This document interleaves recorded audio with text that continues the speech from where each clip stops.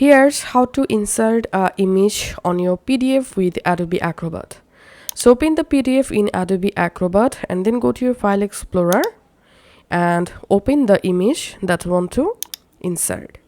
Now right click on the image and click on copy, and the image will copy to your clipboard.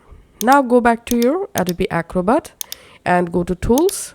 Here select Stamp, click on Stamp, click on Paste Clipboard Image. Now click on the location where you want to add the image. We can see the image inserted. Now to resize the image, hold down the Alt key and that's how zoom out the image, and now you can easily resize your image just like this. So resize your image, and you can also change your image position.